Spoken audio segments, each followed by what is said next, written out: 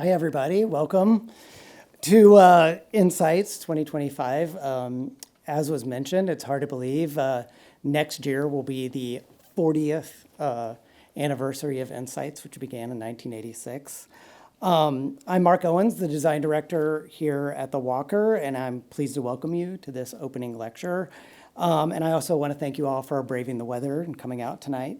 Here at the beginning of these talks, this is the moment when we pause to acknowledge that the Walker Arts Center is located on the contemporary, traditional, and ancestral homelands of the Dakota people. Once an expanse of marshland and meadow that still holds meaning for Dakota, Ojibwe, and other indigenous people who call the Twin Cities home. As a cultural organization, the Walker works toward building relationships with Native communities through artistic and educational programs, curatorial and community partnerships, and the presentation of new work. For those of you who might be new to Insights, and some of you might be in the audience, the Insights Design Lecture Series celebrates its 40th anniversary next year. Since 1986, Insights has served as a resource for anyone interested in design, and all of the lectures since 2005, if you can believe it, are archived on the Walker website, and I'm just going to read a very long URL, walkerart.org/Insights Design Lecture Series, separated by hyphens. Insights is an ongoing partnership with AIGA Minnesota, and Shapco Printing generously donates the printing of the Insights poster each year, and we just thank them deeply for their ongoing, long-running collaboration. Insights is also very much a group effort, and I just want to take a minute to thank my team in the Walker Design Studio, our colleagues in content and communications, marketing, and the Walker Shop, as well as our Walker event production team who make everything run smoothly, and of course, Josette, who's here providing ASL tonight. Before introducing Shannon, I'd also like to just highlight really quickly what we have upcoming. You've seen it on the slideshow. Next week on Wednesday, March 12th at 7 p.m. here in the Walker Cinema, Zeynep Orbay from Wieden+Kinney Amsterdam will join us. On Wednesday, March 19th, Davis Naroop and JP Haney from Actual Source will be here. And for those of you who are interested, there will be a limited edition merch item, Walker Actual Source collaboration available for that night. And finally, members of Minneapolis's own Oddmart will round out the series on Wednesday, March 26th. I encourage you to come back and welcome you to join us for a little chat and reception in the lobby. Apologies, the Cardamom closed early, so the bar will not be open tonight. So with that said, and those preliminaries, I'm just so happy to have Shannon Maldonado here at the Walker. In organizing this year's series around the idea of an expanded studio practice, there have been a couple of threads or sub-themes that we've been thinking about, and I'm just going to name two: world making and shopkeeping. Whether it be a retail space, an interior, a brand, an apparel capsule, or a comic book, designers are very often called upon to envision and to create worlds. At the same time, those of you who know your design history will recall that the Werkbund, which is this precursor to the Bauhaus established in 1907, was a group of designers, artists, and manufacturers looking to integrate art and industry at the very beginning of the history of modern Western design. For the Werkbund, the storefront and the shop window were the places where the relationship between art, industry, and the public was first negotiated. And in many ways, this year's speakers recall that early history and mine it for new possibilities. Of course, we're thinking about that a lot at the Walker. Just a little over a year ago, we opened our own design shop, Idea House 3, which is just up the stairs at the other end of the building, and I hope you will have a chance to come back and check it out. And now for the real intro. Raised in Philadelphia and trained as a fashion designer, Shannon Maldonado spent the first part of her career in New York City, working for brands like Tommy Hilfiger, Ralph Lauren, American Eagle, and shifted her practice to focus on interiors, products, and creative direction with the opening of Philadelphia retail boutique Yowie in 2016, where she serves as founder and creative director. Merging a busy studio practice with retail and hospitality, in 2023, Shannon launched Yowie Hotel, 13 uniquely designed suites recently named one of the 100 best new hotels in the world by Travel and Leisure, alongside Whim, a day cafe located next door. A space now combining hotel, retail, and design studio, Yowie continually reconsiders traditional definitions of studio, shop, and host, and has been featured in the New York Times, Architectural Digest, Bon Appetit, Dwell, among many others. Shannon also serves on the board of Philadelphia's Fabric Workshop. With a footprint on South Street on the edge of Queen Village and near Head House Square, which is one of America's oldest continuously operating open-air markets, the world of Yowie draws on the street life of the city and a rich creative community in Philadelphia, hosting workshops and skill shares, and working with incredible designers, photographers, illustrators, and creatives. And I'll just mention a few: Hannah Karabi, Bree Furlong, and James Paris, and you're going to see some of their work tonight. At the same time, Shannon's work is also far-reaching, including collaborations with hotels like the Deacon and Dye House, and big brands like Le Sportsac and Minneapolis' own Blue Dot, as well as a recent suite of custom furniture for ICA Philadelphia. We think about this a lot at the Walker because, we think of ourselves very much as a local anchor, but then our curatorial program and our publications have this much broader, global reach. And I think there's something we really feel a synergy with Shannon's project, which has a real investment in her local community, but also has these much larger, sphere of influence and collaboration. As many of you will know, I joined the Walker just over a little over 2 years ago, after 10 years of living in Philly. And through the pandemic, Yowie, in its original location on 4th Street, was a real beacon, both for me and a lot of people. And I've watched with a degree of local pride, go Birds, as the project has grown and evolved over the better part of the past decade.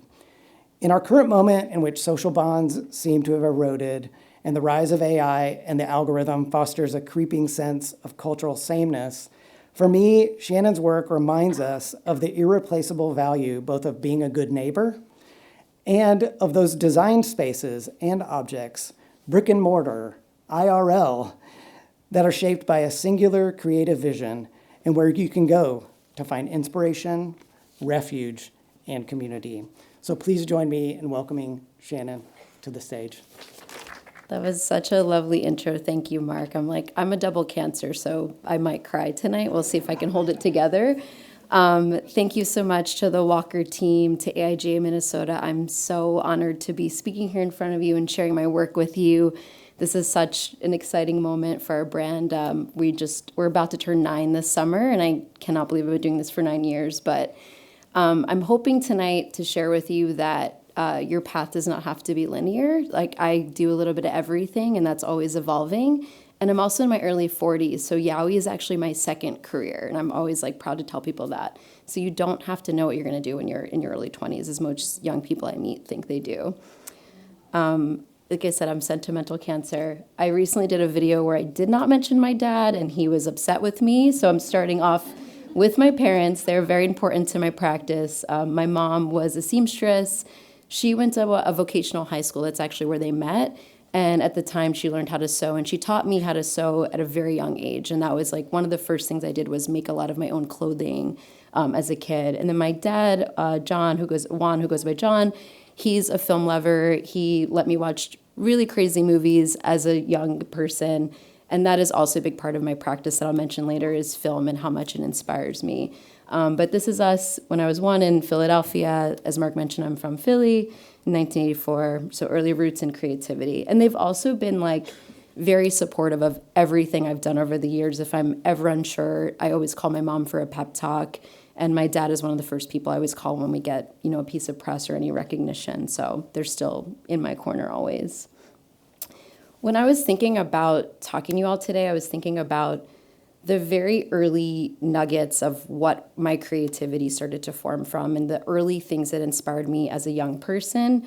Growing up in South Philly, there was not a ton of art outlets outside of the PMA, the Philadelphia Museum of Art, but I was always online kind of seeking out these other worlds that were far from mine. I was looking at European magazines on eBay and fashion shows on this website called First View. And these are like two of the most important things to me that kind of radicalized me as a 14-year-old, which is this photo of Devon Aoki by Nick Knight as a British photographer for Visionaire, which is a magazine, and then Homework by Daft Punk, which drove my mother completely insane. I played this every day for, I think, a year at our house in our living room.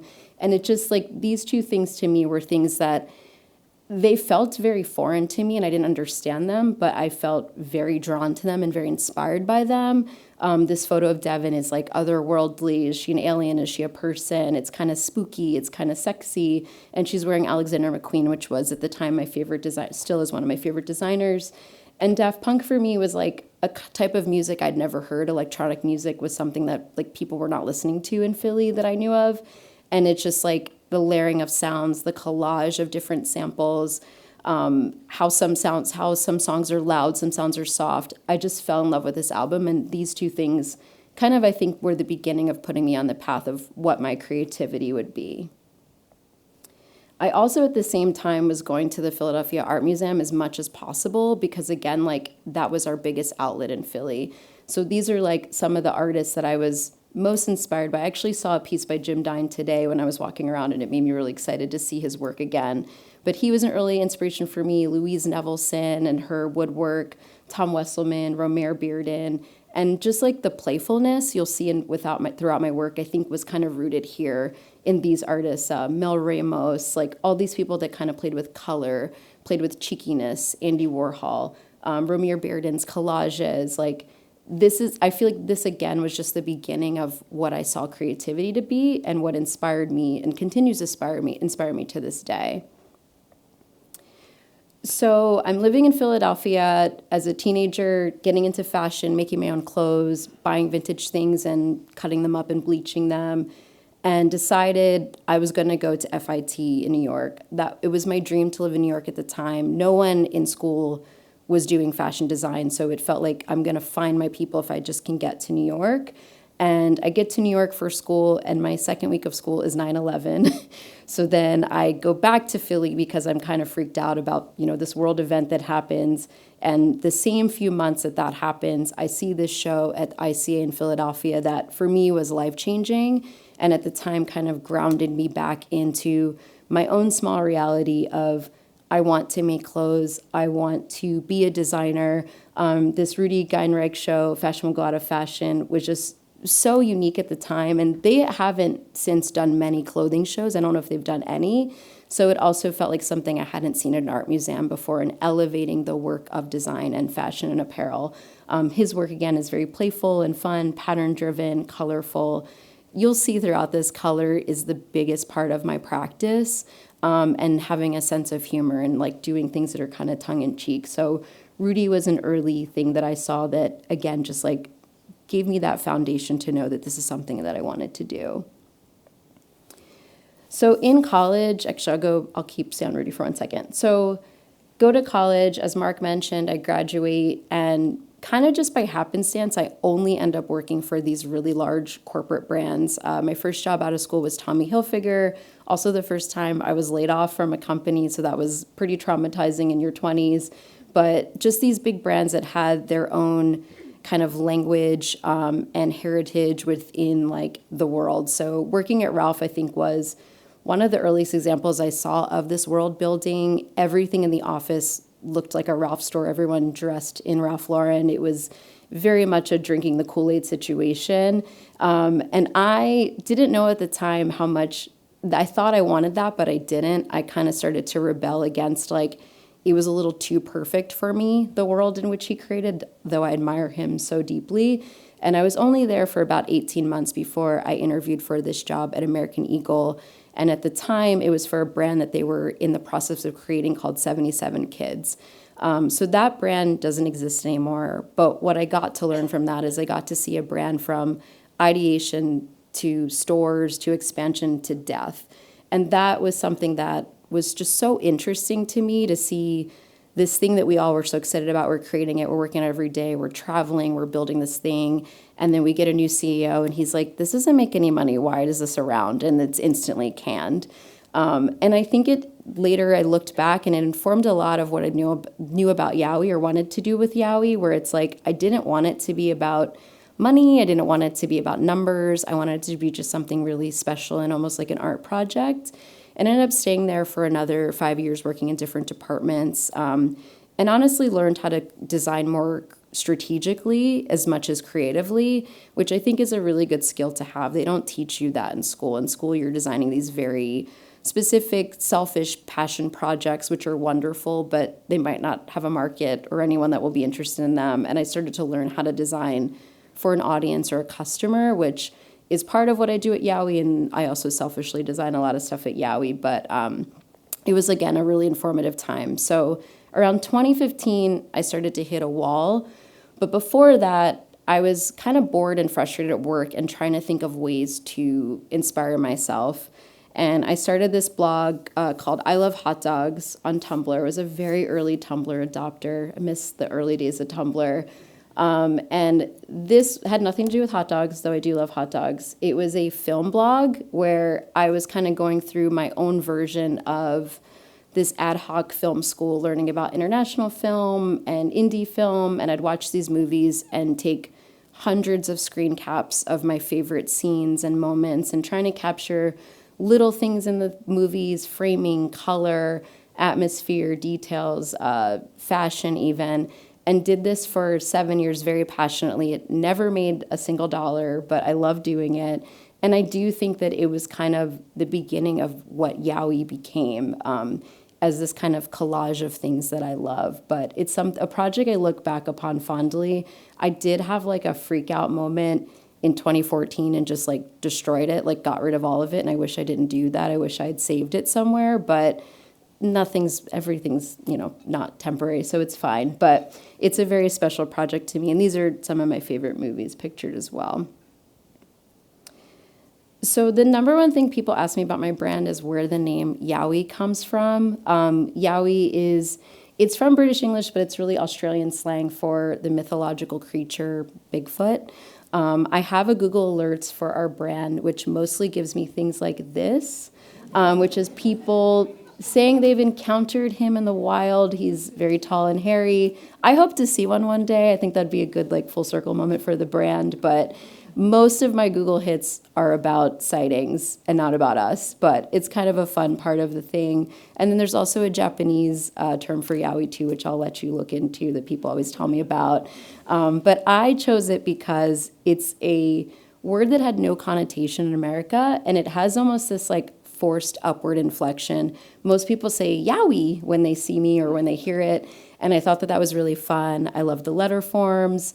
My friend Colin, who designed our logo, the Y being off to the side, was purposeful, and it just, to me, was a very strong word at the time, and now I love it. I think I chose it originally because I just thought it was a fun word.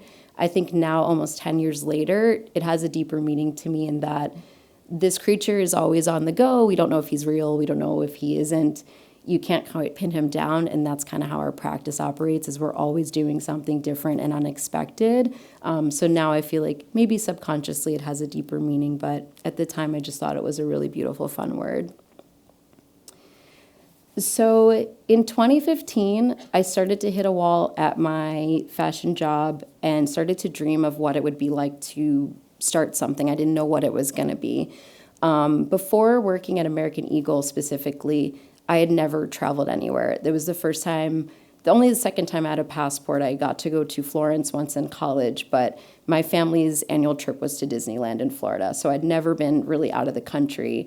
And every time I traveled for my studies and for research for work, I'd always bring back these ceramics or magnets or T-shirts. And that was kind of the beginning of, okay, what would it be like if I started this shop or this thing that was kind of a modern souvenir shop based on my travels and my interests, and the things would be really playful and quirky, and the photos would kind of be inspired by the art that I love.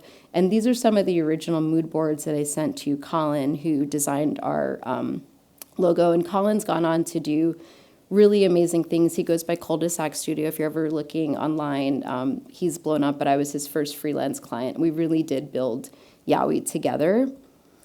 And it's funny because I feel like sometimes people see something even before you do. And Colin said this to me very early on in 2015, that Yowie is going to be a container for many things. At the time, it was a throwaway comment, and now I can't believe he said that because it's so true, like how much stuff that we've been able to fit into this brand and platform that we've created.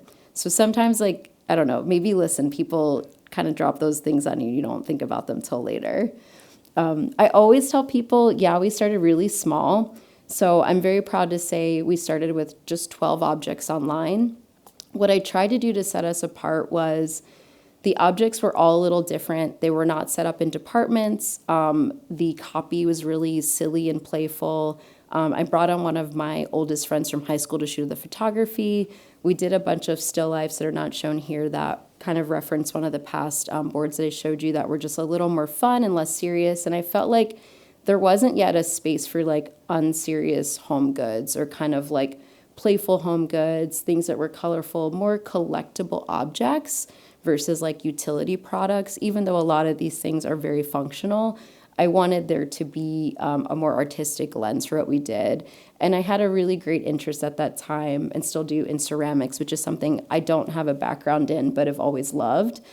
So really early on, I took a ceramics residency in Maine just to learn how to make ceramics and to be able to communicate better with the artists I was working with. I was used to working with pattern makers and merchants and not artists, not creative people, and it's a completely different part of your brain. It's a completely different communication style. So I really did need to learn and start all over again. So this is like the very, very beginning of Yowie. And what I do love about looking back, we look almost the same as this, like if not slightly different. So we are very consistent, even if a lot of these products are discontinued.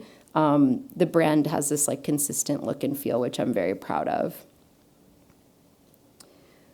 So Yowie started online in May of 2016 with those 10 products that you saw. I think my first 2 customers were like my coworkers at AE that were like, good luck, we hope it works out, you know, just like a pity buy. And then I moved back to Philly. I really wanted to live in a real neighborhood in Philly because Philly had changed so much since I left over a decade before. So I moved to the Italian market. This is the second bedroom of my apartment where Yowie lived. Like I would tell people at the time, oh, I'm operating this shop out of my bedroom. And they thought I was kidding. And like this really was the whole shop in this room. And it faced onto this really funny mural of one of our like most corrupt mayors of all time that was defaced monthly. Like when I lived there, like every single month someone was throwing a can of paint on it. So I kind of had this funny bird's eye view of the neighborhood and this ongoing drama with this mural. But it was really fun. I love looking back to this time. Everything was exciting. Every sale was like a gift. Like any person that would look at our Instagram or website it just blew my mind that anybody cared. And I love that this is as small as it started. So once I had this, I was like, okay, I feel like I need to take it. I quickly felt like I need to take it offline. Like I wanted to meet people. I really did start Yowie in some ways to make friends. Like I will be totally transparent about that. So it's like, if I start doing these events, maybe I'll meet people, maybe I'll meet the artists I'm working with. So quickly I was like, I need to get this offline and do a pop-up. So on the left is the sketch of this pop-up that you see here. This is my first pop-up, and a lot of Yowie and a lot of my life has been very serendipitous. I do believe in like luck and chance and time. And I walked into this storefront, which at the time was called Meadowsweet Mercantile, and the owner ran up to me thinking I was someone she went to high school with and hugged me. And I was like, we've never met. I don't like, hi. And after we had this long talk, I was like, this store is so beautiful. I would love to have a pop-up here. And that's how I got my first pop-up, was just from this like funny run-in with this woman, Stacy, and her husband, Michael, who are like my Yowie godparents for doing this. So they let me take over the store. I showed them that sketch and they were like, sure, okay. And then my friend Tim and I rolled up with this and they're like, oh, you were serious. You're actually bringing these things to our store. And I was like, yes, the whole space is going to be taken over. So I think it was like really fun to show people off the bat that like, I'm serious about this thing. Tim and I, like, he built all of this stuff and I had only met him a few weeks earlier and he really killed himself to make everything perfect. I put all these silly things in the pop-up, like actual fruit and some things were not for sale. And at the time for Philly, that was like very challenging. And people were kind of like, what the hell is this? We don't understand what's going on. But I think at the same time, they were like, okay, this feels interesting and different. And I met a lot of people there that are still really big parts of my life and the project. And it's fun because I moved back to Philly with maybe 5 or 6 friends, and I look back at those photos and I know every single person in the photo now from the pop-up like recap, which is really fun. So Philly is a great small city for that. And then from that, I was like, okay, I'm not ready to open a store, but I need to move around. So I started doing these pop-ups around the city, and each one was different and each one was site-specific. This was the biggest one I did, which at the time was at a men's shop called Ubik. Ubik was like the cool sneaker store, streetwear store in Philly. They had not sold any objects like this before. They let me take over the second floor space, which was really exciting. And this is a store that I like went to, in college and thought was very cool. And it's on Walnut Street, which is kind of like in our Soho. So this was a big moment to be like, wow, I'm really planting seeds here in Philly and with this project. And it was so fun. It was so well received. And I was like, okay, I'm selling ceramics to dudes. I think that maybe there's something here. Got to keep going, like getting these, bros into coffee mugs. So I got really, really excited. I also sold the piece in the center was just like a collage I made, and someone bought it at the end. And I was like, I'm not an artist. This is so exciting. So there was just all this stuff that happened in this room that was kind of magic, and the beginnings of collaboration, which is like, again, I would say after color, the biggest part of my practice. So it was the first time I had commissioned pieces for an event. The shoe that you'll see, I think it's on the next slide. This is a ceramic cast of a Jordan sneaker made by Brock Collier, and that was kind of the beginning of the pop-up. And like I said, this was a sneaker shop, this is a streetwear shop. So like, I'm like, how do I bridge the gap between the streetwear and art and design that I love? So Brock made this sneaker that I found online, and that was like a hit. Like, we sold more of those than we thought we would. The second week I sold one to Dawn Staley. I had no idea who she was, and everyone was making fun of me because she was like our coach for basketball at the time. And this is also the beginning of the visual language of Yowie, which you'll see is like kind of doing stuff run and gun. Stuff is not perfect. It's always very colorful. Things kind of change, but they always feel like a little bit slightly imperfect. And wabi sabi, and I love these photos were made by Sean Murray for our pop-up, and I still love them to this day. So I do a year of pop-ups, and I finally feel like, okay, maybe I could have a store, and I find this tiny like hole in the wall on Fabric Row, which was a block that I went to a lot as a child. It was where at the time we had all of our fabric stores were concentrated, like 100-year-old fabric stores run by generations. So I was very familiar with the neighborhood. It was also very close to South Street, which is where I'll end up at the end of the story. And my friend Tim, who built the fixtures for me for that first pop-up, we spent 3 months gut renovating this tiny room. It looked nothing like this before we rented it, and creating the shop. I think this shop is a little under 300 square feet. And I had just a little stock room in the back. And then sometimes I would hide back there and take like conference calls, and I would eat my lunch back there most days. So it was a really tiny space, but it was really special. And I like love looking back on these old photos of like how much we could cram into this little shop. And once I had the store, I was like, okay, I have the store, I have the products, I have these connections now with artists. I do want this to feel like a place that you can also just come and experience design or meet someone or take a workshop or find a new brand. So that's when we started doing events, and events is like so embedded now in the Yowie DNA. We do 2 to 4 events every single month, and we have since we opened in 2016, and 2016. They run the gamut from the first one is a zine release up top. We've done a flower bar of like, stem bar of pick your own flowers, magazine release party. During the pandemic, we did a ton of online programming. So we did like tie-dye your tote, still life drawing, all kinds of things to like keep in line with our audience and our like community when we couldn't be in front of them. And this was also the beginning of me starting to work with local organizations and museums. So ICA did a pop-up with us, which was really fun, where if you're a museum, and I haven't done this yet, and I'll be back tomorrow to do this to Mark, if you let me in the doors, I'm gonna like try to look around because I'm very newsy. So someone from ICA was like, oh, come take a tour, and they let me go in the basement, and I just saw this like little sliver of a vintage poster in one of the flat files, and I'm like, what is that? And we started talking about all this old print material that they had that was just sitting in storage in the basement. And I'm like, oh, what if we do a curated print shop of this vintage stuff that you just have sitting downstairs? So it became this kind of just like gathering of the things. It was like postcards, posters, lobby things, like, and it was so much fun. And me and the person, Caitlin, was working there at the time, we just organized this print shop at Yowie from stuff that was just sitting in their basement. And it was really successful. We did it 3 years in a row. And I just love like making orgs remember like there's stuff that you guys haven't looked at in a very long time that other people will find very exciting. I love and collect exhibition posters, so that was a really fun project. And then other things like hosting a movie pop-up with Ulysses, which is an amazing local bookshop and platform in Philly. And then something we started years ago was this, we've renamed it since, but it was called Halfway to Friday.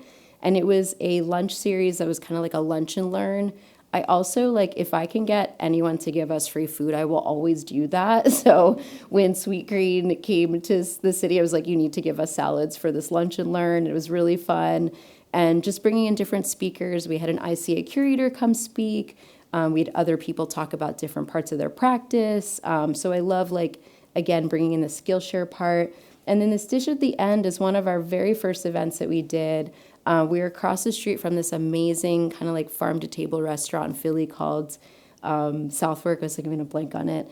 And I commissioned 10 artists to make dining plates for this dinner that we did. So they were across the street. They ran the courses over to the shop, and then you got to keep the plate at the end of the dinner. And we did that in 2017. And a lot of those artists have created so much work for us since then. But it was just so fun to do this kind of funny, they're running the dishes across, and 10 strangers are having dinner together. And again, it's just such a Yowie event that, I hope we can replicate one day. So I would say around 2017, 18, I started to really think about what the brand could be. I started it completely selfishly as an art project and as a way to escape my corporate job, hopefully. And then people kept saying this could be something else, and it started to plant seeds in my mind. So I think at first I was like, I know it's a shop. It's a home and lifestyle shop focused on curating small collections from friends, independent artists, and designers. The word friends there is important to me because a lot of what I do and a lot of what people I work with do is like, we don't have experience in it. We're just trying to do fun stuff together. And there's so many things that we've created that are just like, hey, I have this wacky idea. What do you think? Let's try it. And for now, I was like, again, at this time, I'm like, okay, we're just a shop. I'm totally fine with us just being a shop. And I started to find these people through the shop that would become like long-term collaborators, one of which Mark Wrench and Brie Furlong. She's my work wife, for lack of a better term. We've shot thousands of photos together. And when people think of Yowie, they think of our work together. These are just some samples, and these are product and lifestyle photos that we've made for the brand over the years. I've done a lot of styling for these shots, and Brie is an amazing photographer. But we always have fun and we always mix it up. But at the same time, like, these are very Yowie images across the board. And then a couple more examples of our work together. One of the ones I love on the far right is we did a series of candles, and instead of doing like really straightforward shots of the notes, we did these really weird still lifes to talk about the candles. This one was called Cinema Paradiso, which had like tomato leaf and soil in it, and tried to just like kind of create a world outside of what you would typically see for like a sexy perfume or candle shot. And then I mentioned like collaboration being such a big part of my practice. I could not do anything at Yowie without the people that surround me and the people in this community, because while I'm a designer, I'm not a graphic designer. I just have ideas and things that come to me that I want other people's help to execute. These are 4 of my favorite things we've done. I've been obsessed with cults since I was a very young kid. I've questioned religion very young, and I'm not in a cult, but I just became obsessed with the idea of cults. And this shirt is inspired by the Heaven's Gate cult and has some of their wording on it, which is one of my, I don't know if you have a favorite cult, but one of my most interested cults.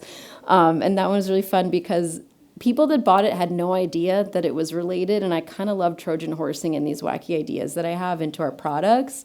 And that was designed by Jeremy Dean, who's like a really talented graphic designer. The one at the top is another silly idea I had of a little cherub eating a banana. That's an illustration by Aleli Tengal. And then this funny project we did with Ken Kagami, who's a Japanese artist. We did all of this over DM, and he doesn't speak English very well, so we were just kind of sending pictures back and forth and then landed on a couple of things. There's also not pictured here, he did like a Snoopy that was like watering itself. Like, it was just I'm like, let's just see where this goes and make some fun things together. And then at the far right was, we worked with Frank Dory, who's like a really amazing artist that creates most of his work at the time on MS Paint. And he was only painting at the time, so we commissioned him to do this really silly t-shirt that I still sometimes see people in Philly wearing. And I'm a Cancer, so I'm very dramatic, so this resonates with me. Some other artist projects. During the pandemic, we did some graphics with Lisa Says God, and that was like our first time working with a bigger brand that was bigger than us and had this like really feverish audience for collaborative projects. And then I mentioned a second ago, our candle series. At the time when we launched them in 2018, everyone was doing these really clean labels. Like everything was like serif, white on black. It was like, or black on white. It was like very simple. And I wanted ours to feel really different and kind of not have a ton of relation to what the scents were. So I'm really proud of this graphic package that Russ Jackson made for us. And he's a designer that I met through ICA when we did the print pop-up. So again, it's like I'm always just meeting people through these different things that become collaborators over time. And then a few years ago, we did a guide to Philly. And these are some sketches by Margarita Urbani that she made for that guide. So like I mentioned, collaboration becoming this like bigger thing for me and kind of like the driving force in my practice, I finally started to get an idea of what could happen outside of our four walls. And I get a call from a guy named Everett and his wife saying that they bought this building, they don't know what they're going to do with it, they're considering making a hospitality space, and they asked if I wanted to come see it. And it was an old church that was falling apart. It's the First Baptist Church in Philly. The congregation had moved out of state or out of town, and the building was up for sale, but a lot of people, of course, wanted to tear it down and make apartments. And they decided that they wanted to do this adaptive reuse space that would become a hotel and event space. So I go to tour this building. I walked in and I remember saying to him, I was like, I actually don't know how to do interior design, but I would kill for this job, and I feel like we can figure it out together. And he was like, well, I've never opened a hotel, so let's figure this out. So we kind of shook hands, and I went home and wrote a proposal that night and sent it over to him, and that was the beginning of this space called The Deacon. The Deacon, which is my first interior design project, and a very heavy one, to be honest, like reimagining a church. I'm not a religious person, but I did want to honor the space. My grandmother was very heavily involved in her church, but I wanted to also bring it to a modern space, make it so that people didn't feel intimidated by it. I'm very blessed that it has like Gothic ceilings and all these archways. A lot of the work was done for me before I even entered the building, but it was really adding these finishing touches to the space and making it warmer. The shoe that's on the table, which you saw earlier at the UBIC pop-up, Everett and I met at that pop-up when he bought one of those shoes. So again, it's like there's always people being breadcrumbed through my life to other projects. So that's how we met and did this project together. And he's now my business partner on my hotel as well. And then just fun things. Philly is a sports town. I don't care about sports at all, but it is a sports town. So I thought it'd be fun to put this Sixers mural in one of the bathrooms. And this mural is in conversation with this beautiful piece of original stained glass from the church. So there's a lot of the old original touches that are still in the building. I think 7 of the 8 rooms have original stained glass in them. That's the stained glass in the bathroom. And then bringing in these like really modern pieces of art. There's a Robert Indiana print that we got in here, a John Casser print. Like, I just love the artwork that I was able to put into this space. There was like an amazing local print shop that we got a bunch of vintage prints from. And this is my first interior design project. One of the hardest things I've ever done. I really did not know what I was doing, and they were very patient with me. And I'm going to go back, sorry. So through that project and through some others, I met a curator who was at PMA at the time named Michelle Millar-Fisher. She brought me on for this really exciting and really progressive at the time for PMA exhibit called Designs for Different Futures. And she invited me to direct the design team to design merch for this project. I hadn't done that before, and I was really excited because I found the exhibition so inspiring, and I was like, I know that we can translate some of these ideas to fun t-shirts or merch, and that at the top left is kind of some of the design inspiration that I shared with the team, and it was so fun working with our in-house team to create these products, and then we also had a small pop-up at the space. But again, this is like, for me as a kid growing up in Philly, then getting to work with an organization like PMA was such a dream because these spaces just felt very inaccessible and monolithic growing up. And to be invited in was like a huge deal for me. And same as being here tonight. So the deacon. And then I talked a little bit earlier about 77 kids in this project that like existed and then didn't anymore. And that was the first time I saw a project die. Another one that I'm really proud of that had a very short life was Ethel's Club. It was one of the first co-working spaces for people in color in Brooklyn, New York. It was founded in November 2019, so I'm sure everyone knows what happened there. But it was a beautiful space. I was really proud of the work I could curate for that. All the work was from artists of color. I created this custom wallpaper through pulling old ads about hair from Ebony and Jet, and hair is just such an important thing in Black culture, and I thought we should really honor it in a really interesting way.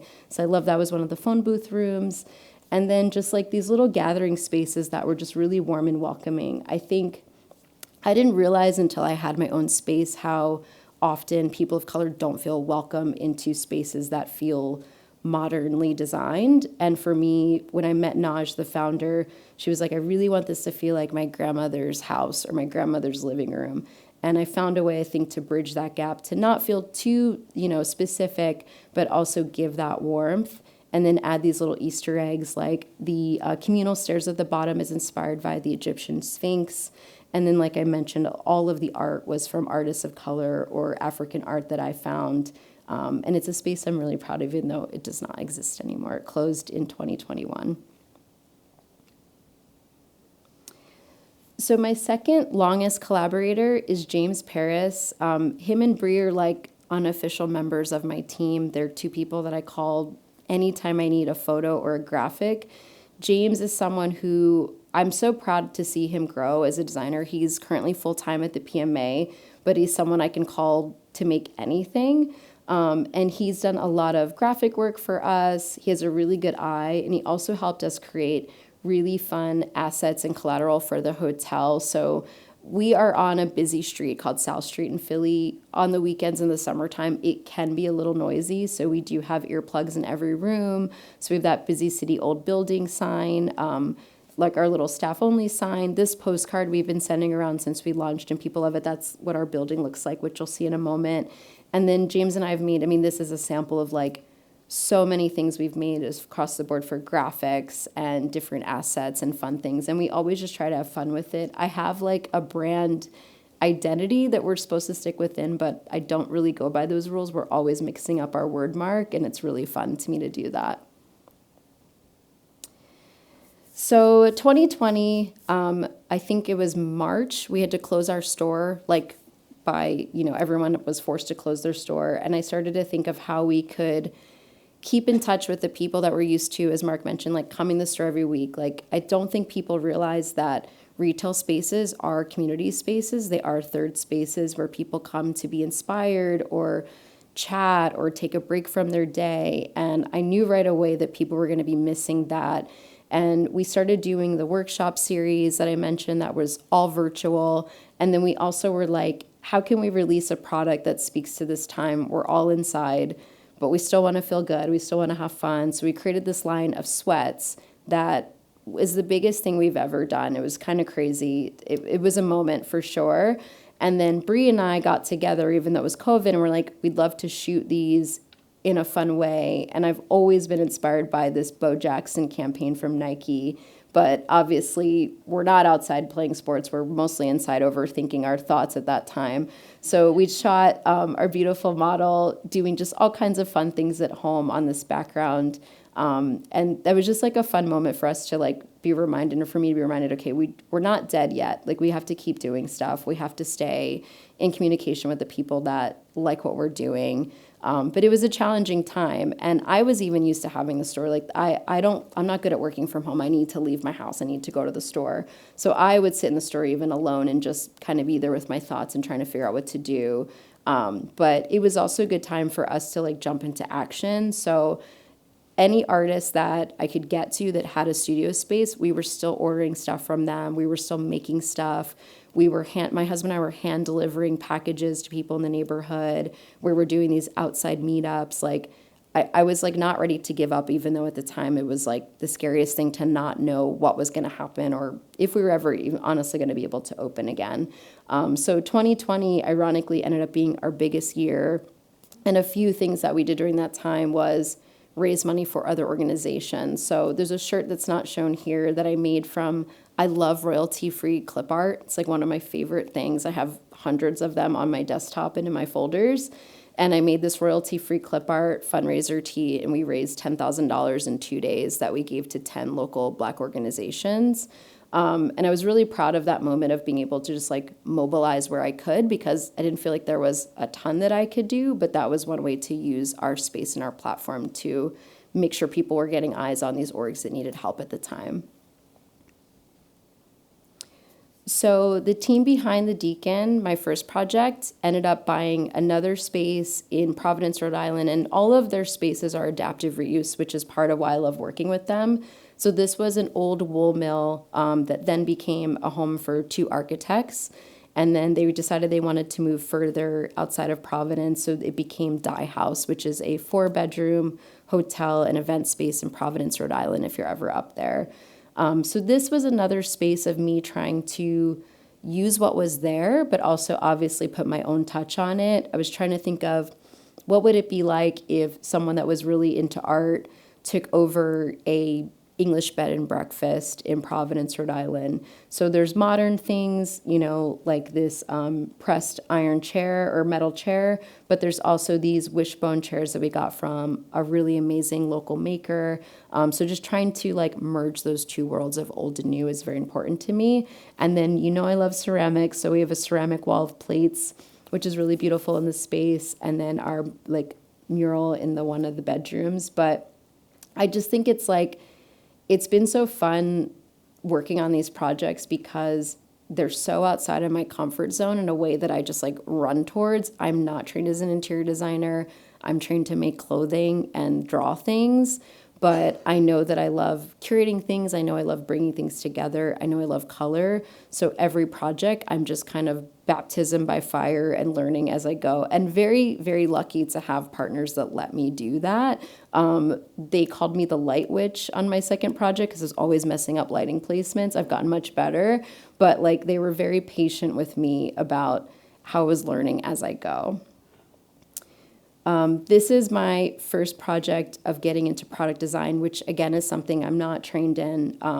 This is a lamp that I designed for a brand called Gantry, which is inspired by the movie Fantasia and flower forms. I just love making objects that are kind of silly and unexpected. Someone said it looked like a butt plug. That was not my intention. It was meant to look like a mushroom or a flower, but I kind of don't mind that someone said that. I think that's fine. And this is like a project that I'm really proud of. It was really fun to make. I love seeing them in people's homes. A lot of people put them into their children's rooms, which I think is really fun. And my career started in children's wear, so I'm sure a little bit of that is still in my practice of just these, playful, childlike things. So after designing that piece for Gantry, I was like, okay, we're a shop. Now I'm doing design. I don't know if I would call myself a full-blown studio. It's just me alone in a room. with people that I work with remotely.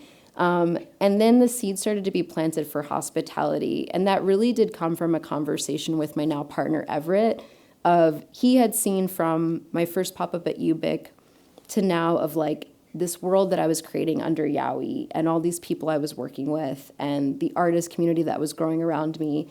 And he started to think, he bridged to me, what if Yowie was a hotel? And I was like, I don't even understand how we would do that at the time. And we just started to kick this idea back and forth. And I started to think of Yowie's hospitality before being a hotel was when you came to my store before, I mean, now I still work there on Saturdays, but most days it was me alone in the store. And if you told me, hey, I'm visiting from New York, I would quickly handwrite, these are my 6 favorite places to eat. This is my favorite piece of art at the PMA. And I would give you this handwritten list of things that I wanted you to experience in the city. I didn't know at the time that was my version of hospitality. And when we started talking about the project, that kind of came back to me. And he was like, you're already doing a version of that now. What if people can also like stay in your world? What if they can sleep upstairs after coming to the shop or after coming to one of your events? And when I started Yowie, my original dream was for the ACE or the Standard to find me and be like, wow, this is our new gift shop curator. We're going to fly her around the world to do all of our gift shops. I had no idea that I would actually have my own hotel with partners and this gift shop. So it really is like an insane dream that this happened. But the seeds were planted in a different way early. And then my partner kept reminding me how I kind of already do a version of this. So we started this project mid-quarantine, and at the time, no one wanted to fund a hotel. It was very scary, the idea of funding a hotel. We bought this building from, really amazingly, one of the original owner's daughters, Mona. It was a real estate agent for over 75 years, and here's where the serendipity comes back. My grandmother actually bought her house from this real estate agent, and it's the only house my family owns to this day. So we bought it from her and started this arduous process of gut renovating a building. I've never fought more with contractors in my life than doing this project. It was very, very hard, but I knew that we were creating something special. And as Mark mentioned, the street, South Street, is such an incredible thoroughfare over the years of history of like music and design and creativity. In the 50s and 60s, it was a lot of jazz clubs and black theaters. And in the 70s, it was punks and artists and hippies. And then in the 90s, it was like record shops and thrift shops that I shopped at as a teenager. And now my space is this hotel, gift shop, and cafe that, you know, those kids now, where I was loitering at some of those shops, they're now coming to my shop and taking photos and hanging out with friends. So this was the beginning of it. We took it all the way down to the studs. It took almost 2 years. And even just like the unsexy stuff of doing a project like this, zoning, getting the neighborhood approval to change it to a hotel. There's so much that goes on with a building when you want to change it into something else that I had no idea until we got into this. So that went to this. So these are some images of the suites in my hotel. I worked with over 40 artists to make artwork, ceramics, furniture, different things for the space. And it really is a mix of emerging artists and really amazing established brands that I've admired forever. Like some of my dream furniture. I think I do interior design so that I can buy furniture that I can't own myself, and then I can like visit it in the project. So like there's a lot of dream pieces in here. This Waka Waka chair I fought for, the purple chair at the bottom, the hem sofa up top. I'm really proud of the table in front of that sofa. I met Palmer when he was in college, and that was one of the first furniture pieces he made. And then the painting on the left is in partnership with a place called Center for Creative Works in Philly. So they work with neurodivergent adults to create their own art practice and sell and showcase their work. But it really was like a labor of love with many, many, many, many hands. To get us here, and so much time and effort and love to get to this space. And also, like, I think Mark mentioned, Blue Dot is a great example of, like, I am a fearless emailer. I will email anyone. I'm not afraid to reach out. And I cold emailed the co-founders of Blue Dot and said, I'm doing this really cool project, and I would love to have some of your pieces in it. And they were very kind and gave us some pieces for the project. So never be afraid to email anyone. I will share any tips afterwards if you're interested. And these are some other pictures. The photo at center is my favorite guest photo that we've received so far. These are sisters that came down from New York for the weekend just to be in Philly and experience it. And then at the right, I'm really proud of all the soap dispensers in our space are made by local artists, are also available in our shop. All the books are available in our shop. And then most of the furniture and art that you see can either be ordered through us or commissioned if you're interested. So it kind of also acts as a showroom. But what I'm proud of is that people always tell us the rooms feel more like your cool friend's apartment or like a place that doesn't feel as like serious or as stoic as a hotel. So I really wanted the space to feel warm and quirky.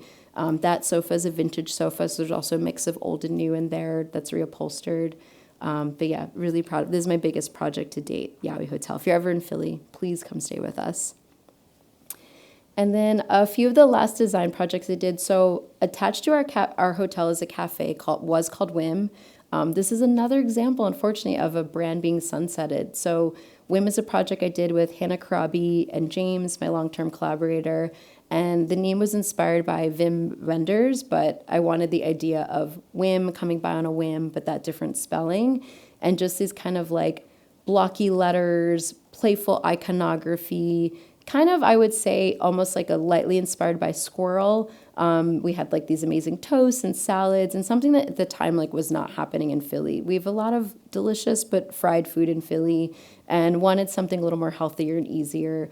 So this was our day cafe branding, which was really fun. It's since changed to a brand called Foreign, but I just love this original branding that we did for it. And I mentioned a lot of like the community and activation work that we do at Yowie.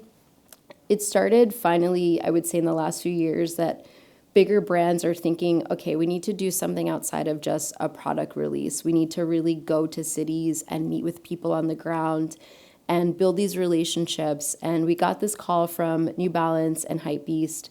They wanted to do a New Balance activation that wasn't typical. They were not releasing a product.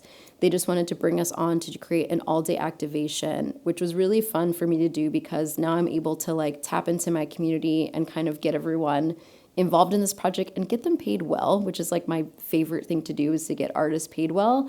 So we did in the morning, up top on the top left and right, you'll see we did a crochet laces workshop, and I got them to gift sneakers to this nonprofit we worked with, Philly, that works with young people that have been impacted by gun violence. So 12 of their people came, did the workshop. They came in really shy and quiet, and by the end, they were having so much fun and learned this new skill of crocheting. And then during the day, we had this zine workshop where you could come and do a drop-in, make a zine from different magazines and vintage paper that I collected over the years. They thought that we were going to have, I think we'd set it up for 25 people, and I was like, I know that we need more stuff. I kept telling them all day. We ended up by the end having 75 people sit and make a zine together and collage together, and we like could not get them to leave. Like they were having so much fun, and I was so happy to see that, and I think they were shocked to see that they're not used to doing these kind of arts, hands-on events. So that was really fun. And in the evening, we brought All Cap Studio, which is like a beloved local brand in Philly, to do kind of this like flash tattoo on a tote thing. So you could come and pick these different icons to put on your tote through heat press. And that was really fun and well received, and people love to meet them in person. But it's fun to now start to think of like how we can bring our artist community to work with bigger brands and get these opportunities when we can. And that was a really fun one. We did that last January. And then last spring through fall, we did a 3-part collaboration with Le Sportsac.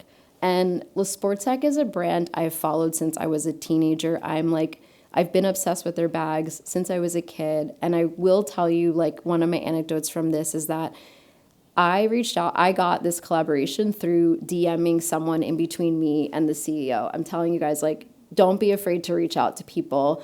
So I messaged this guy, Jack. He put me in touch with the CEO, and the CEO was like, oh, if you're ever in New York, like, give me a call. And I lied and said I was coming next week and booked a train ticket. And then I just worked on this presentation to show him. I was like, I know that there's something here between our two brands. And very luckily for me, they agreed, and we started working on this project together, and we did a 3-part collaboration, and people were really surprised. Like, we've sold tote bags for many years, but we've never sold like constructed fashion bags. So this was really exciting, and at a higher price point for us at Yowie. The first collection sold out in 48 hours, and then we had another collection in September, and then a final one in December. And it was really fun for me to go back to my roots as an apparel and accessories designer. I hadn't done that in a long time. Most of my practice now is kind of creative directing and art directing other artists and getting them kind of to go into what I want them to make for us. And this was fun to just dream back into the beginning of my roots as a designer. So the last thing I'll show you today, ICA Philadelphia is one of my favorite museums. It came up at the beginning of this conversation with that fashion exhibit I saw in 2001. And they reached out to me about commissioning some furniture and some warmer pieces for their lobby. Their building is really beautiful, but it was built in the 90s, so it's a lot of concrete and steel and big windows, and it at times can feel pretty cold. So the idea was to add more upholstered work, add more wood for warmth, and create this more functional mezzanine. A lot of the staff eats in this mezzanine and hangs out, and a lot of guests that are not looking at exhibitions also hang out in this mezzanine, which is the second photo, and then just sharing some of kind of the inspirations and precedents with them. Even though we landed on this much more muted color palette, I'm always trying to get brighter colors in my project. But it was fun to I like where we landed, but we started off in like a much more colorful place at the beginning of this. So if you're ever at ICA, they just installed these last month, and you can hang out in the new mezzanine. And the last thing I will share with you guys is that I love going to the library. This is like kind of an aside. I find most of my inspiration at our local library. I'm there multiple times a week. I think that people are too intimidated by libraries. They're an amazing resource, and the librarians want to help you. They want to help you find things. They want to create a stack of books for you. And so much of what's happening right now is this homogenization of design because of algorithms and because we're all looking at the same references, even if we think we're not, and we're kind of being led to these different references that other people are also looking at. So I would really, really beg you to get off your phone and go to the library, please. And they also, I don't know about the libraries here, but my library's gotten so good at every new hot book is there. Every magazine is there. There's so many things that I want to experience. I don't want to buy $25 books every week that I want to read. Go borrow them from the library.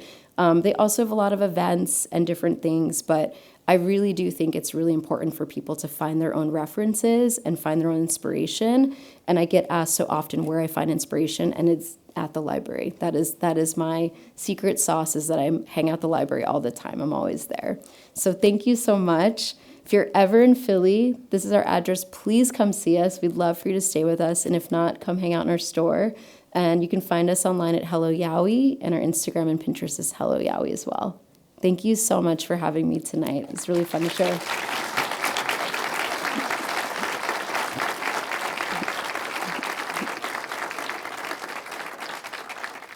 Thanks so much. That was great. Thank We're you. on. Really great to see everybody out here. I mean, I did not prepare for the Q&A, but we didn't even look Your at. intro was amazing. Well, we didn't look at the slides before, so I was like, I want to see it in the moment. So I'm exactly like the audience. I had no. Obviously, we talked about it, but I had not seen any of the slides. So it's really nice to sort of have it fresh. We did do a little pregame, and so I have two things. One, and maybe I'll start with the one that we didn't talk about, and then we can go back to the one I did. You talk about we did chat, informally yesterday at dinner. There's this real entrepreneurial impulse and a lot of hard work, but at the end of the day, but at the end of the day, I am a designer. I don't know if you said I'm just a designer, but it's at my core, this is a design project, really. And I was thinking, very often it's discussed that, the discipline most adjacent to architecture is fashion, right? Because it is about volume, and it's about pattern, texture, materials, construction. And so I was thinking, and you obviously have now designed a number of interiors. I mean, a retail space changes all the time, so that's a constant process as well. The 13 rooms of the hotel, and then of course your freelance project. So, maybe to put you on the hot seat, I want to know a little bit about your design process and maybe some threads that you could maybe make a connection between kind of your background in fashion and, attention to construction, volume, texture, color, those things that we all know from fashion, and how that sort of informs your process in thinking about how a space is organized. Yeah, I would say like the closest correlation is that I haven't worked full-time in a fashion brand since 2018, but I still look at the shows every season. Like I have a Vogue subscription just to look at the fashion shows, and I still pull a ton of color reference from fashion shows and brands that I've followed since I was a kid. So I feel like that's like the closest correlation. And then I do think a lot about how I want people to feel when they enter the space, as far as where things are placed. Even in the hotel, there's little things about like little notes and things that we put out that like how we want people to feel, as much as how we want it to look. I think like you can design a beautiful space that can be completely unfunctional, and I think function is really important to me, and like just the actual utility on top of the romanticism of the designs that I make is like, I want people to be like, wow, this is a great looking hotel. Also, the iron is right there in the closet. Or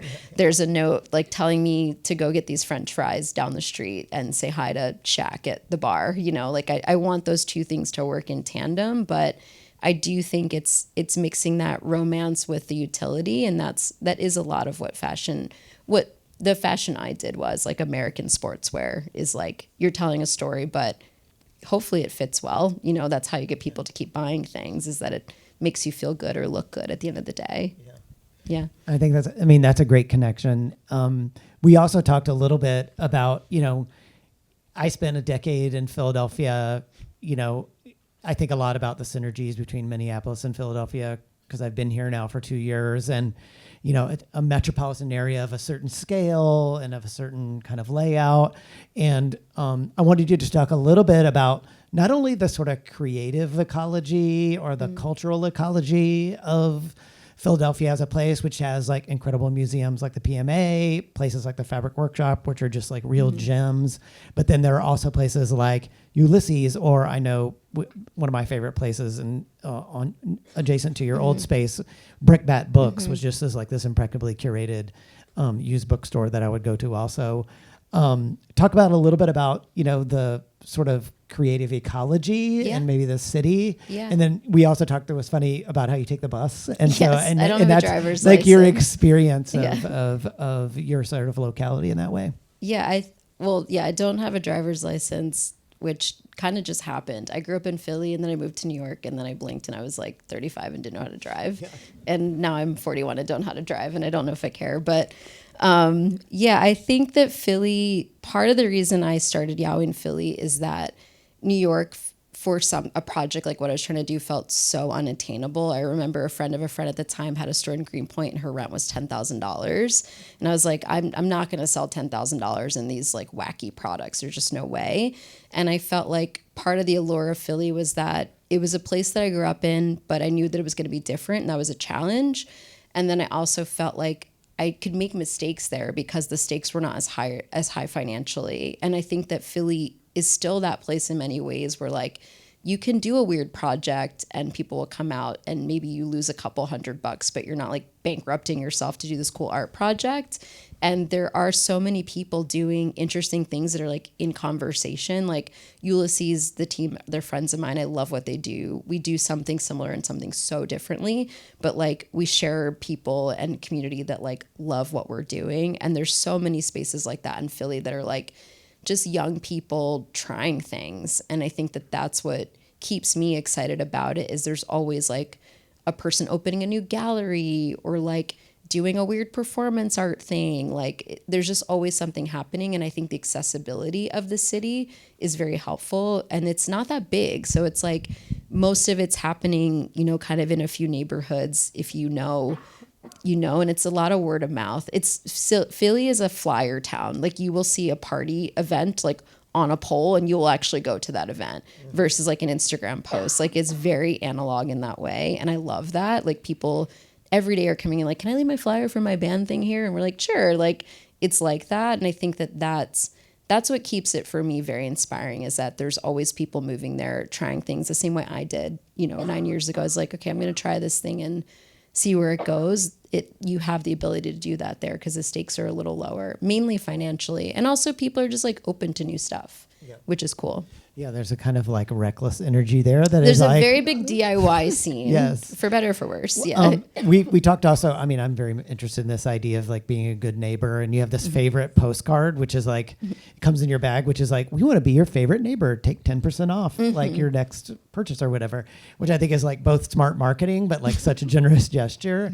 And, we were talking sort of before, you have, this outreach to your neighbors is a huge part of it. And it's like your neighbors are not all kids either. No. And so talk a little bit about sort of that interesting part of it, part of the world you have to. Yeah, I think when I started the first shop, a lot of our audience and guests was like students and people in their late 20s, early 30s, and us just moving 3 blocks west or east. Most of our neighbors now are in their 60s and 70s. And I think the first incident of me like endearing myself to them was honestly at our zoning meeting. I had to present to all the neighbors, all the wonderful people and the NIMBYs in the neighborhood that were like, what is this project?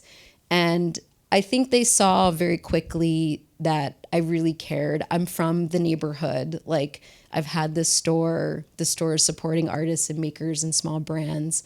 And that was the first like incident of them being like, okay, we're curious about this thing, but we don't get it. And then they started to come in when we opened, and quickly they were like, oh, this is a modern gift shop. Or they'd be like, oh, this is like a museum gift shop. And then they kind of understood what we were trying to do. And now they're like our biggest supporters, and they bring in like 12 people. They're like, this is my son and his wife and their 5 kids and this. And I'm like, oh my God, like they're so proud. And I think it makes me proud how proud they are to bring people to the space. And they're almost like, they're doing the elevator pitch on my behalf. I don't have to say anything. Like I just sit there and hear them talk about, oh, this is Shannon, this is Yowie. It was a pop-up on 4th and now it's here. And I think that's because like, A, I'm around. Like if you go to the store, I'm most likely there. And B, like I've really laid the groundwork for years of like being in the neighborhood, going to zoning meetings of other buildings, going to neighborhood board meetings, like campaigning for local political stuff and helping people. Like it's more than a shop. I am part of the neighborhood. And now with our building, I'm a stakeholder. Like I really care. So they see that I'm invested beyond just like, hey, buy this thing. Like I'm part of the neighborhood now. And sometimes like that can be overwhelming because they have very high expectations for what we're going to do. They're like, you're going to change the neighborhood. I'm like, I don't know about all that. Like, let's just get some butts and seats and get people staying at the hotel.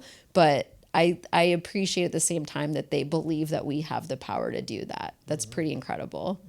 Yeah. Yeah. And I mean, I think such like in our current cultural moment, just such like this idea of being a good neighbor and neighborliness is just like such a powerful, and the power of like local communities that like that is just very, I find very inspiring. And I will say, sorry, one more thing. Our biggest converter is word of mouth. Like we've received some of the best press anyone can ask for. And that does nothing compared to like someone's auntie telling their son to stay there. It's like word of mouth is our number one converter. And like, I promise you, if there's a space you love, tell people about it. Like it does so much because you're a trusted voice to your friends and family more than Architectural Digest or the New York Times. Like it's the word of mouth is so special and so important to us. Yeah. I keep a pocket usually of free passes to the Walker, and anyone I meet is like, here.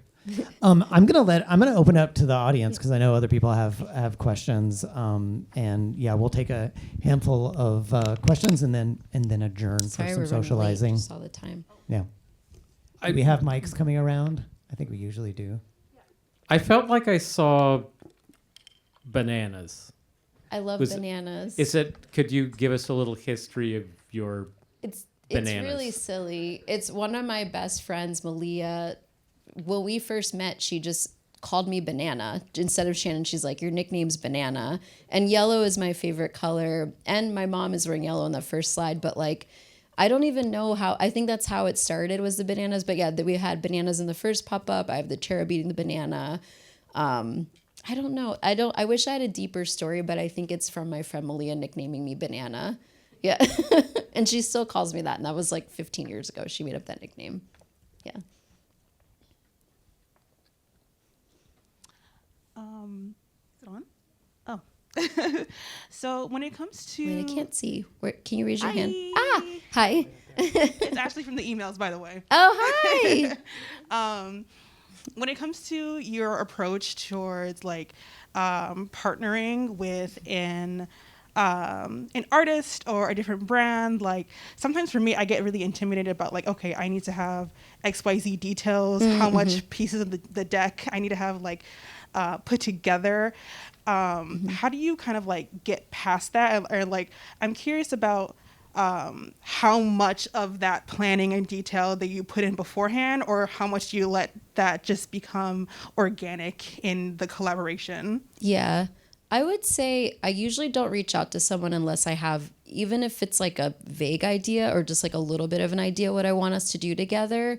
And then I would say, honestly, I try to figure out the money piece as soon as possible. I like lose sleep over paying invoices. It's like really important to me to pay people. So like when I can, we try to figure out, okay, how are we going to make this work? How are we going to produce it? But it's often something that's happening in real time. And the same way as like my brand is a living, breathing thing that's always changing. Like we might start off saying we're going to make a cup, and then by the end we're making like a platter or like, I don't know, something else. But I think I would try to at least know at least a start of what you want to make together, and then maybe like what your roles will be, even if you're not getting to like a more deeper thing of like, okay, you're going to sketch it and I'm going to find a way to produce it. I feel like I just am very practical, and that's probably from my time working in corporate fashion, is that like everyone kind of had a role, and it's like, all right, I got to go to this person to get this thing and this person to get that thing. So I try to break it down to logistics as soon as possible,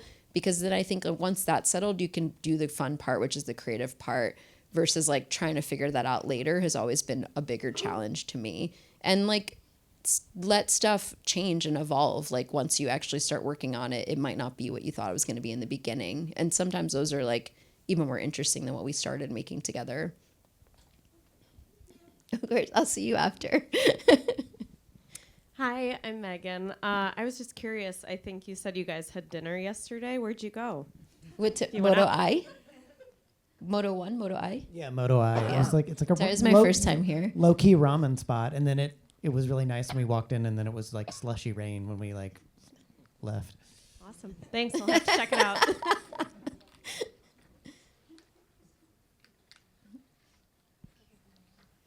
Hi. Hi. My name is Usli. I am a college student, and I'm kind of asking as a junior right now, trying to see how to kind of create a personal brand. And I'm also someone who has so many ideas and can kind of just be overwhelmed with that. Is there any tips, or just saying that like your brand Yowie, like it changes all the time. So just how like the stresses of it, like navigating it. I know you touched up on it in your presentations, but just like an overall, what kind of tips and tricks you can kind of share to me as someone who really would love to navigate that? I would say start really small. Like, I think that's something I tell people all the time. Like, you don't have to build out your whole portfolio or, you know, all your different types of work off the bat. So, like, if you have 2 or 3 projects that are really strong and that you're, like, really proud of and you feel like they show what your work is or what your style is, I think that that's more important than, like, throwing it all at the wall immediately, because a lot of the stuff, like I said, we're turning 9. So it's like this stuff happened over years. It wasn't over even months that, you know, I started doing product design or interior design. So like, you're not going to figure it all out in this first iteration getting out of college. I would just focus on getting a few like really tight and like, let yourself know that it's going to change. Like your style's not going to be the same possibly in 2, 3 years or 5 years, and like be open to that evolution, but maybe trying to find a few things that really speak to who you are in those first few projects, I think would be helpful. And then you can build upon that like over time. Thank you so much. Yeah, of course.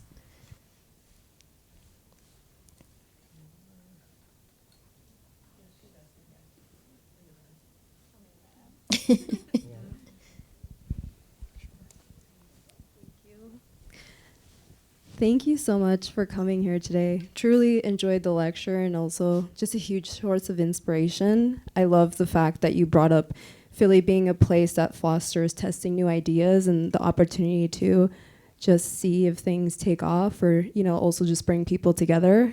Not a plug, but I see the Walker doing that as well.